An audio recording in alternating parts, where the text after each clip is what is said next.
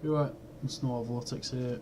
I figured I'd just do a video talking a bit about Altered Carbon. I kind of like doing these off the cuff kind of analysis as well, just talking, having a conversation, you know. So Altered Carbon's a new cyberpunk series which explores the idea of if yeah, death was not eliminated, the process of human death was eliminated via consciousness uploading and consciousness backups. It's like a cyberpunk slash noir tale. It's got some big name actors in it, and yeah, I'd recommend this on Netflix. It's a very interesting concept. They kind of take the concept and take it in many different directions, not all of which you, even for someone like myself who's quite relatively well versed in cyberpunk tropes, I didn't even really see all of the ways that they were going to take this concept in both a kind of sublime level and also twisted level as well. I mean, it really does go into it's a real dystopia that they live in. It's very extremely it's extremely divisive society between the rich and the poor. That is apparent even within the first episodes. I'll do a spoiler warning now, actually. I might as well. So if you've not seen at least up to episode 5 or 6, I suppose, of Altered Carbon, just don't watch. So yeah, it's to do with Kovac, who is basically a rebellion. Used to fight for this group called the Envoys. So their whole philosophy was that a naturally stopping death, and like I said, spoiler warning, so just stop watching if you've not seen it to this point. That, and there's even another spoiler I could go into, but I won't bother because you'll know what it is if you've already seen the episode.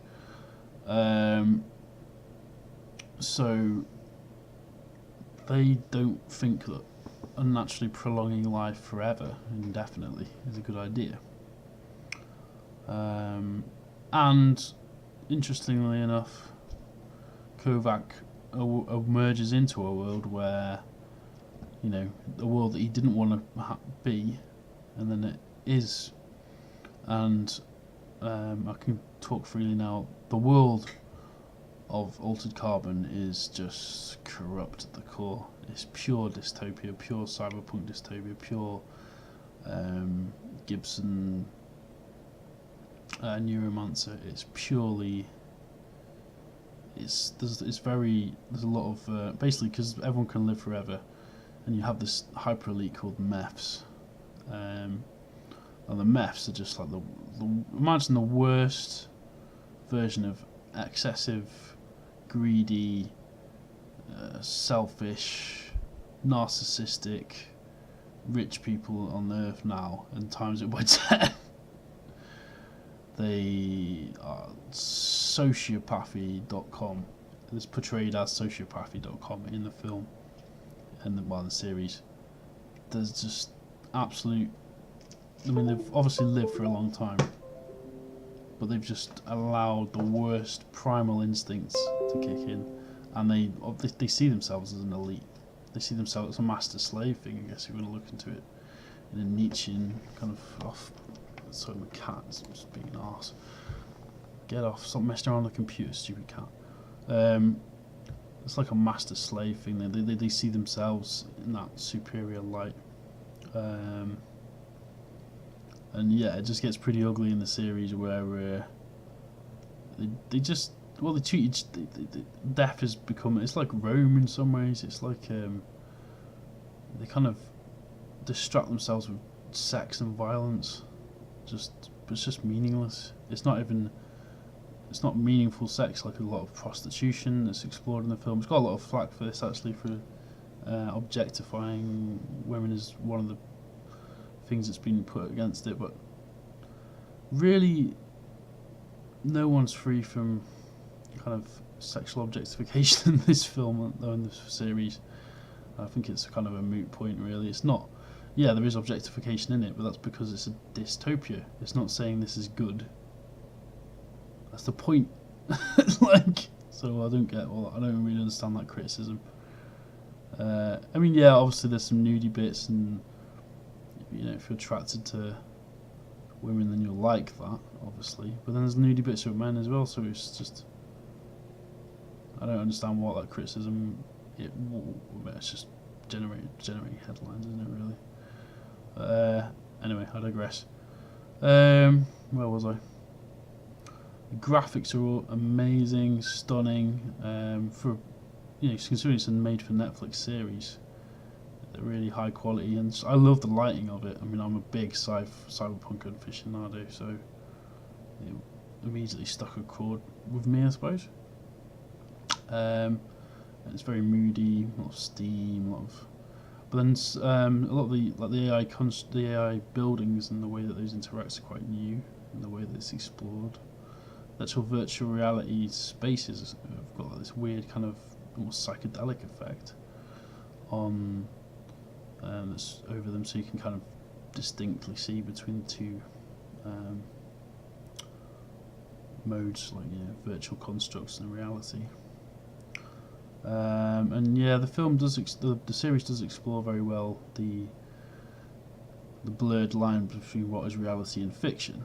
Nearly every character in the series is almost schizophrenic in the splinter between how they perceive themselves, or how they display themselves to the world, and their actual selves. Like one of the main characters, Mycroft, who's basically hired Kovac, who's the main character, who used to be a rebellion fighter and then got hired or put on ice, basically, for being terrorist in the. He is awakened to solve Mycroft's murder, and obviously it's a thriller. It's a detective, cyberpunk detective story, so it's not that simple. But yeah, and it does have a lot of the tropes of cyberpunk in it, like femme fatale. But never really it twists those expectations. And I've also heard that it's been accused of whitewashing, which is, I don't think it feels irrelevant. It's like, in fact, it's actually probably one of the most diverse series I've seen for a long time. Yeah, sure, the main character is white and male, but again, without giving too much away, the main female lead is fucking strong as hell. Gets in scrapes many different times. Is definitely portrayed as Kovac's equal in pretty much every way that matters. Stepping up to the plate. There's two of the major characters who actually have basically created the society been responsible for creating the society. Well, certainly one of the main characters who is responsible for something that in the series, I've already said spoilers, is black. There's four major black characters, at least three major black characters. Latin American, the cop is. So I don't understand that criticism. Basically, it seems kind of just ill-focused. So people, I think a lot of it's just people trying to generate hits on the website, I guess, through outrage culture, but it's completely irrelevant. I don't mean it could be relevant maybe if it was very overwhelmingly white, but it's actually overwhelmingly diverse, and there's a lot of, oh yeah, sure, you've got like women being abused and all the rest of it, but you've got very strong female characters in it as well who kind of fight back against all that, and so it doesn't. Yeah. Anyway, I'm going off on one now. It's all worth watching. The music, I don't really recall the music that much. It was good from when I was on kind of orchestral.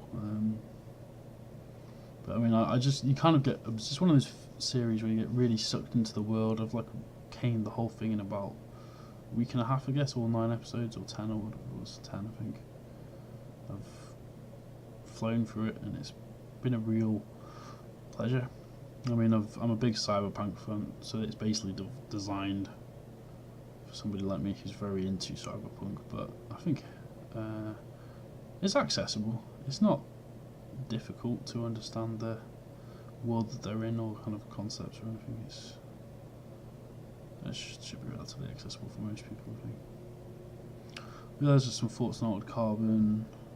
I'd recommend watching it. I mostly made this video because I'm bored.